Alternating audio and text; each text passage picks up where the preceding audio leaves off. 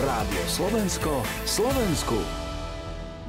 Niekto vo veku 25 rokov rieši možno nejaké prvé sklamania z lásky, prípadne plánuje čo ďalej, alebo si ich stavia nejaké vzdušné zámky. No Renátku trápia úplne iné problémy.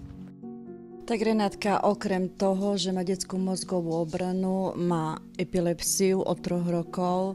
Ďalej tam je cievny nádorček na ľavom ramene, potom tam je silná skolióza hrudníka, chrbta a vlastne tá priechodnosť tých plúc zahlienená, proste nevie sa ma odkašľať, musí byť vyklepávaná, nevie sa ma papať. Takže vlastne to sú tie základné diagnózy, od čoho sa odvíjajú ďalšie jej tie choroby, ktoré súvisia s jej stavom. Teraz sa vrátime na začiatok. Tie diagnózy neprišli len tak. Čo sa stalo úplne na tom začiatku? Ten samotný začiatok je tým, že ona keď sa narodila, mala 1850 gramov. Previezli ju do Nitry, do inkubátora a vlastne po týždni mi bolo oznámené, že vlastne Renátka je v kritickom stave, že dostala krvácanie do mozgu, kde ešte nestačilo to, tak ešte dostala obojstranný zápal plúc.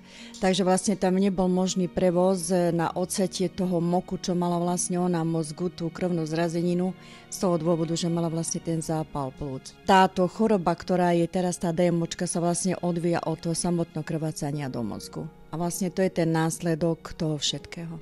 Aj napriek tomu však nevzdávate sa ani vy, nevzdáva sa ani Renátka. Čo všetko jej pomáha?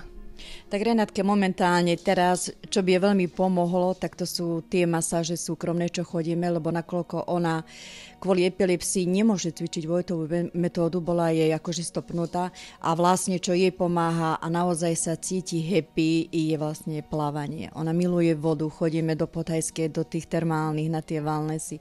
Proste hľadáme tie spôsoby, ktoré vieme ísť, pretože čo sa týka samotného cvičenia, špitály nemôžu, lebo je epileptička. Rehabilitácie, terapie, upravená výživová strava a zmiernenie ťažkých následkov anémie je to, čo Renátka potrebuje. Podajme pomocnú ruku aj jej. Rádio Slovensko, Slovensku. Každým dobrým skutkom vyladené.